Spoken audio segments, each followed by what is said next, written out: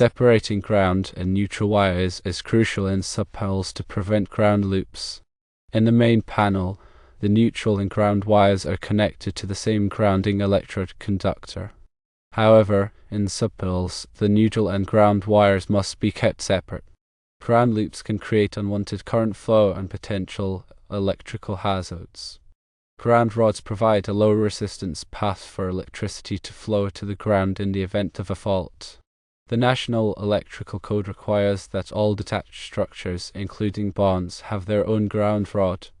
This is important for safety because it provides a path for fault current to flow back to the source, tripping a breaker and preventing an electrical shock. The subpanel in the barn must be properly bonded to the ground rod using a bonding jumper. This bonding jumper ensures a low impedance path for fault current. The grounding electrode system at the barn should be tested to ensure proper conductivity. The wire size used for the subpanel to the barn should be based on the amperage draw and length of the run.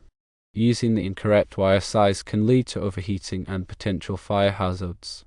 Firstly, you must determine the total amperage load that the subpanel will be supporting. Secondly, consult the National Electrical Code Table 310.15, B16 to determine the appropriate wire size for that amperage. Thirdly, factor in the length of the wire run to account for voltage drop. Voltage drop can affect the performance of electrical equipment. It is recommended to consult with a qualified electrician to ensure that the installation is done correctly and meets all National Electrical Code requirements. This will help to ensure the safety and reliability of the electrical system. The process of separating ground and neutral in subpanels is critical for electrical safety. In a main service panel, the neutral and grounding conductors are bonded together.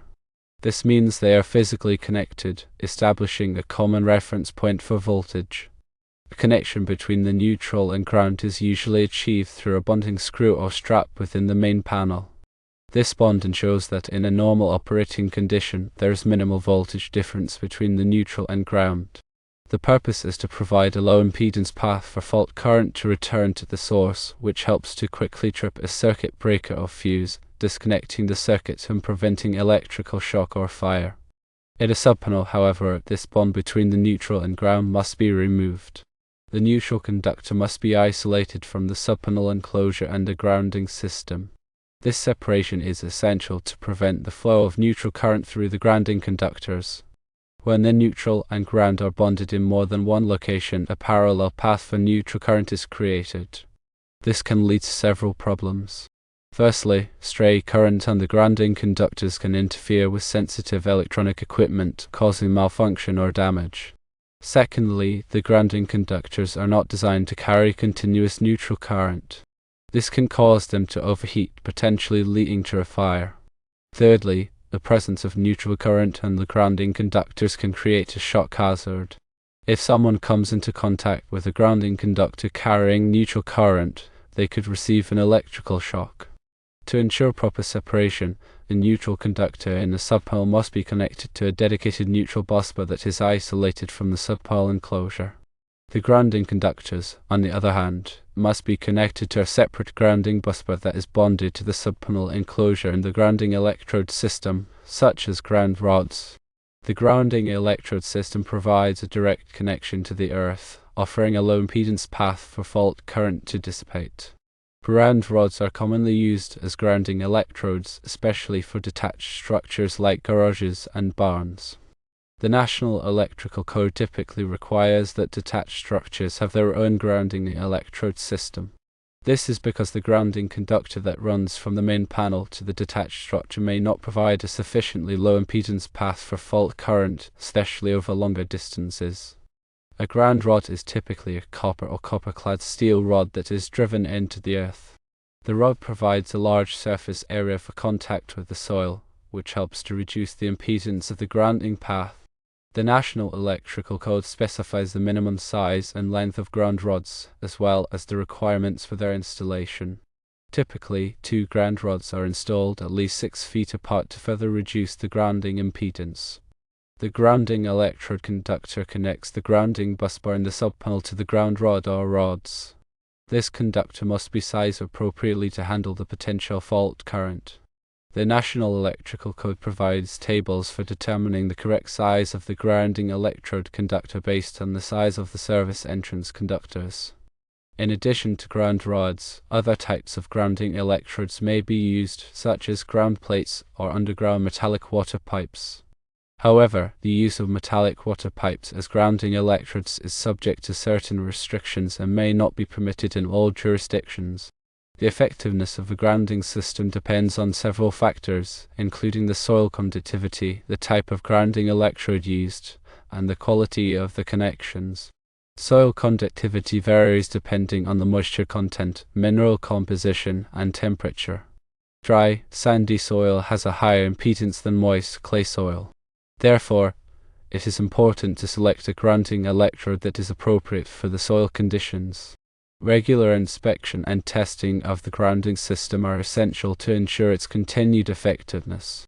The connections between the grounding conductors and the grounding electrode should be checked for corrosion and tightness.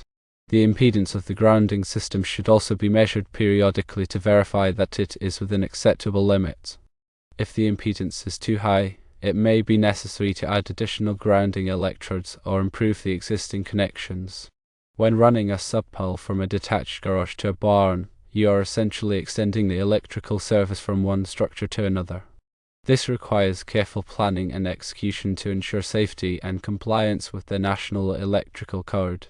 The wire size for the subpanel feeder conductors must be adequate to handle the anticipated load in the barn.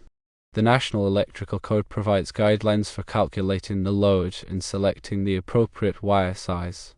The size of the feeder conductors depends on the amperage rating of the circuit breaker and the main panel that feeds the subpanel. The voltage drop in the feeder conductors must also be taken into account. Voltage drop occurs when the voltage at the load end of the circuit is lower than the voltage at the source end. Excessive voltage drop can cause equipment to malfunction or operate inefficiently.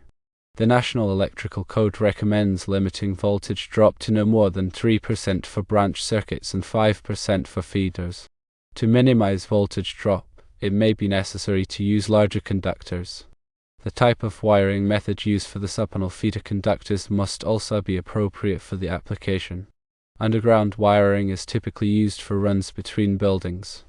Underground wiring must be protected from physical damage and moisture. The National Electrical Code specifies the requirements for underground wiring, including the minimum burial depth and the type of conduit or cable that must be used. When installing underground wiring, it is important to avoid damaging underground utilities, such as gas lines, water pipes, and communication cables. Before digging, it is essential to contact the local utility companies to locate any underground utilities in the area. The subpanel in the barn must be properly sized to accommodate the anticipated load. The subpanel should have enough circuit breakers to handle all of the lighting, receptacles, and equipment in the barn. The subpanel must also be protected by a main circuit breaker that is sized appropriately for the feeder conductors. The main circuit breaker should be located in the subpanel. All of the circuits in the barn must be properly grounded. The grounding conductors must be connected to the grounding busbar in the subpanel. The grounding busbar must be bonded to the subpanel enclosure and the grounding electrode system. The grounding electrode system provides a direct connection to the earth, offering a low impedance path for fault current to dissipate. Ground rods are commonly used as grounding electrodes, especially for detached structures like barns. The National Electrical Code specifies the minimum size and length of ground rods, as well as the requirements for their installation. Typically, 2 ground rods are installed at least 6 feet apart to further reduce the grounding impedance. The lighting in the barn should be adequate for the tasks that will be performed. The lighting should be energy efficient and provide good color rendering. The receptacles in the barn should be located conveniently and protected by ground fault circuit interrupters, especially in wet or damp locations. Ground fault circuit interrupters are designed to protect people from electrical shock. They detect small imbalances in the current flowing through a circuit and quickly interrupt the power supply. It is always a good idea to consult with a qualified electrician before installing a subpanel or making any other electrical modifications. An electrician can help you to ensure that the installation is safe and compliant with the National Electrical Code. An electrician can also help you to select the appropriate materials and equipment for the job. Remember, electricity can be dangerous.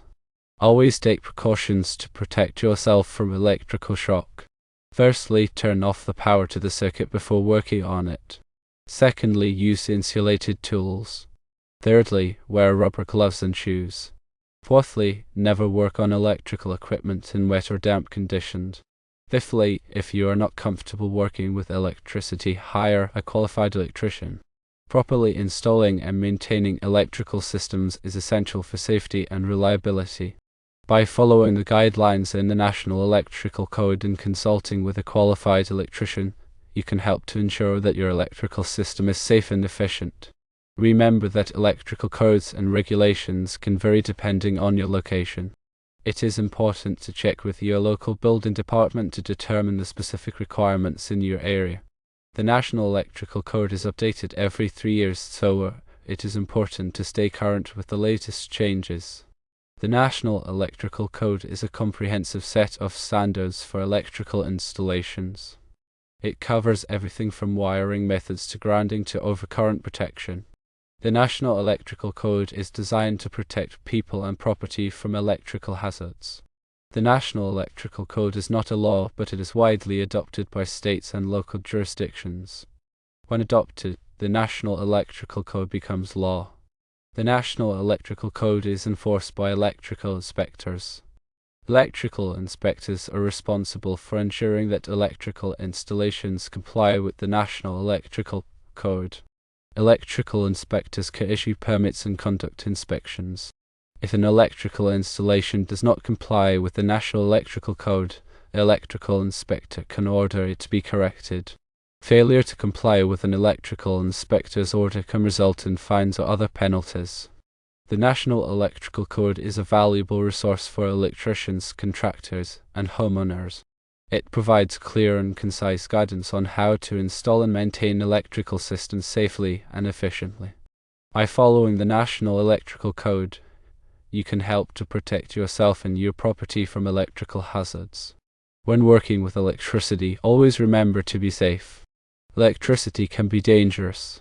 Take precautions to protect yourself from electrical shock. If you are not comfortable working with electricity, hire a qualified electrician.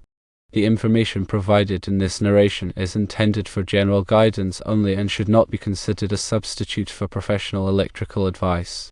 Always consult with a qualified electrician before making any electrical modifications to your home or business. Separating ground and neutral wires in subpanels is essential for electrical safety and preventing ground loops, which can lead to dangerous conditions. Following the National Electrical Code requirements for grounding electrode systems, including ground rods, ensures a safe path for fault current. Consulting with a qualified electrician is always recommended to ensure proper installation and compliance with all applicable codes. Grounding is a critical safety measure in electrical systems, designed to protect people from electrical shock and prevent damage to equipment. A properly grounded system provides a low impedance path for fault current to flow back to the source, tripping a circuit breaker or fuse and disconnecting the circuit. The grounding system consists of several components, including the grounding electrode, the grounding electrode conductor, and the equipment grounding conductors. The grounding electrode is a conductive object that is buried in the earth and provides a direct connection to ground.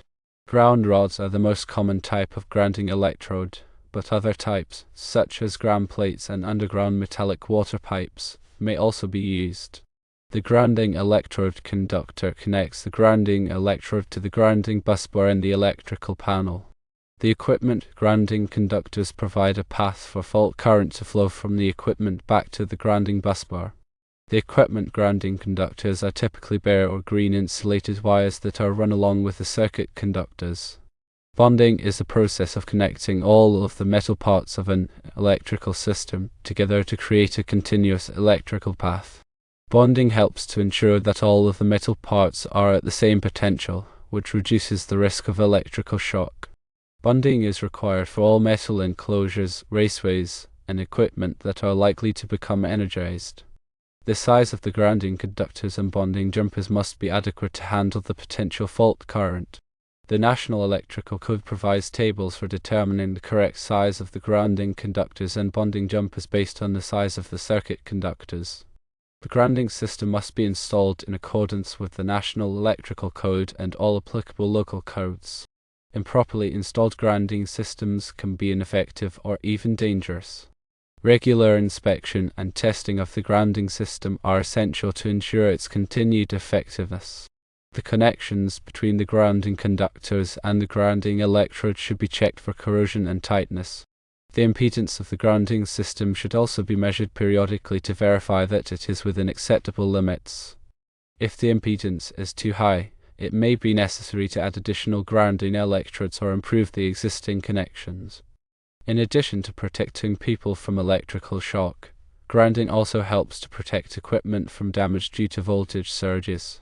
Voltage surges are sudden increases in voltage that can damage sensitive electronic equipment.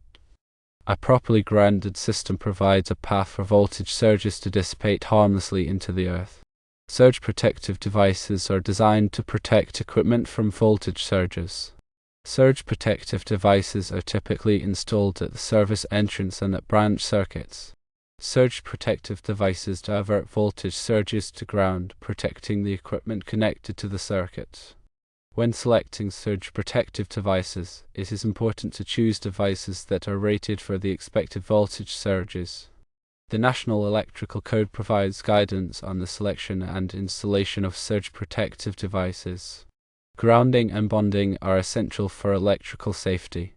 A properly grounded and bonded system protects people from electrical shock and helps to protect equipment from damage due to voltage surges. Regular inspection and testing of the grounding system are essential to ensure its continued effectiveness.